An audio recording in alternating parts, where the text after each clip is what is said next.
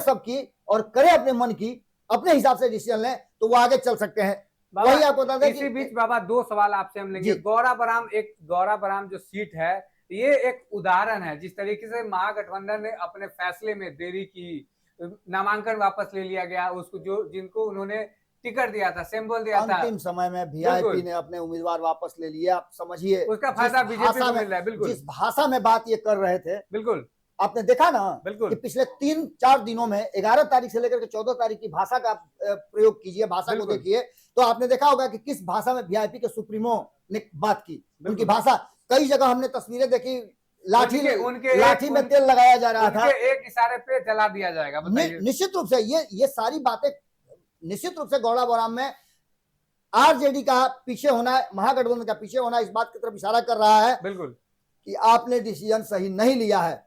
अनंत सिंह आगे चल रहे हैं। बिल्कुल, सबसे बड़ी बात है कि इस बार उमेश कुशवाहा जो हैं, जेडीयू के जो प्रदेश अध्यक्ष हैं, वो भी आगे चल रहे हैं। इस बार लगता है कि उनके भी हाड़े हर्दी लग जाएगा और वो भी सदन में पहुंच जाएंगे। बहुत मेहनत उन्होंने किया है। शक्ति सिंह यादव सबसे बड़ी बात, सबसे ज्यादा नाटकीय 2020 में यही सीट था जिसमें शक्ति यादव ने केस भी किया था, हालांकि जीत नहीं पाए। शक्ति यादव आगे चल रहे हैं और ये बात हमारे संपादक ने स्थापित किया था कि इस बार शक्ति यादव को कोई नहीं हरा सकता है, क्योंकि ये सीट सबसे ज्यादा चर्चा के विषय थी। भाई वीरेंद्र आगे चल रहे हैं, सिवान से मंगल पांडे आगे चल रहे हैं। बाबा पहली बार ऐसा हुआ है, सुबह से लेकर के अब तक पहली बार हुआ है कि सिवान से मंगल पांडे आगे चल रहे हैं। नहीं, लगातार लगभग 15-20 मिनट से मंगल पांडे आगे चल रहे हैं, लेकिन सुबह से जो ट्रेंड था उसमें वो पीछे चल रहे थे।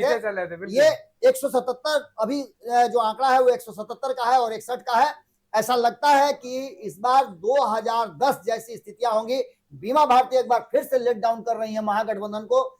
3 बार उन्हें मौका मिला और तीनों बार उन्होंने महागठबंधन को कहीं ना कहीं पीछे छोड़ा है। अच्छा बाबा, इसी बीच 1-2 सवाल हम चाहते हैं कि आपसे बिल्कुल बाबा, इस बार का जो जिस तरीके से हम चाहेंगे कि कुछ नेताओं को जोड़ा जाए और उसकी तैयारी शुरू की जाए। जैसे जैसे नेताओं को जोड़ा जा रहा है, हमारे संवाददाता लगातार हमें रिपोर्ट दे रहे हैं, उसमें भारतीय जनता पार्टी के कार्यालय में खुशियों का माहौल शुरू हो चुका है। तो वहीं आपको बता दें कि दूर दूर तक कुछ नजर नहीं आ रहा है। 181 पर यह आंकड़ा पहुंच गया है। 181 पर जो हमारे पास रिपोर्ट आ रहे हैं उसमें 59 सीटों पे आकर के टिक गई है। बड़ा अपडेट आपको और ये सबसे बड़ा अपडेट है 181 जो है नीतीश कुमार की अगुवाई वाली जो एनडीए गठबंधन चल रही है, जनसुराज 0 पे आ गया है। जैसा कि हम पहले से उम्मीद कर रहे थे कि बहुत मेहनत किया प्रशांत किशोर ने।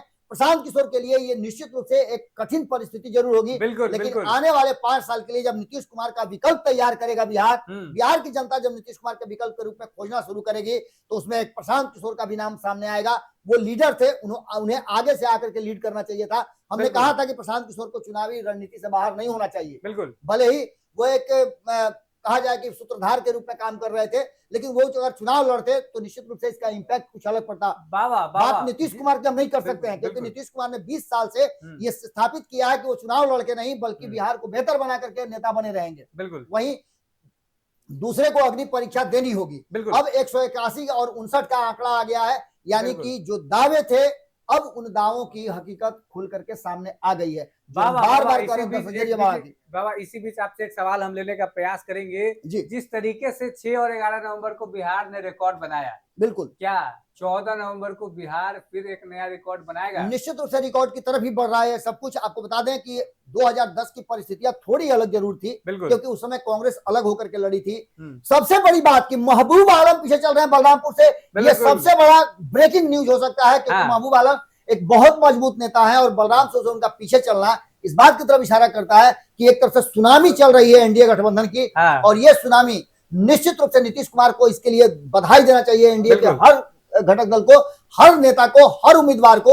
क्योंकि सबसे बड़ी बात यह है कि नीतीश कुमार ने जिस तरह से पिच सेट किया उसमें से कोई भी बैट्समैन आ रहा है तो धुआंधार बैटिंग कर रहा है। के पिच में दूसरा खेल के चला गया। सीमांचल में एनडीए का पूरी तरह से एक छत्र राज दिखाई दे रहा है। 4 में से 3 सीटों पर, कटिहार में 7 में से 5 सीटों पे एनडीए आगे चल रहा है, तो वहीं अररिया में 6 में से 4 सीटों 6 में से 4 सीटों पे बड़ी अपडेट आप दे दीजिए कि एनडीए को 190 और 50 का यह आंकड़ा आ गया है। 190 और 50 का आंकड़ा याद रखिएगा। बड़ी अपडेट 200 के पार जैसी स्थिति है। 77 बीजेपी, 78 नजर आ रहे हैं जनता दल यूनाइटेड। और जनता दल यूनाइटेड जैसा कि हम कह रहे थे बिल्कुल। भारतीय जनता पार्टी से भी बेहतर प्रदर्शन करेगी। हमने एक बात और स्थापित किया था कि नीतीश कुमार का प्रदर्शन इस बार आशा के बिल्कुल विपरीत होगा और 10,000 बाबा इस बार मठ में स्थापित किए जाएंगे। मिथिलांचल के लोगों ने जो सीएम नीतीश कुमार को नाम दिया है 10,000 बाबा, उसका कमाल जो है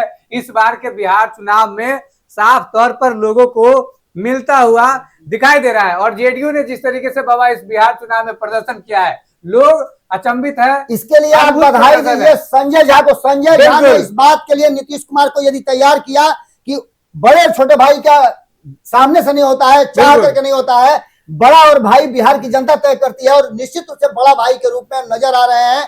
और नीतीश कुमार एक बार फिर से वो कमाल कर रहे हैं, बिल्कुल इस कमाल के लिए वो जाने जाते हैं। ये जो आंकड़ा बाबा दिखाया जा रहा है, इसके लिए क्या कहिएगा, बहुत ही फंटास्टिक नंबर है।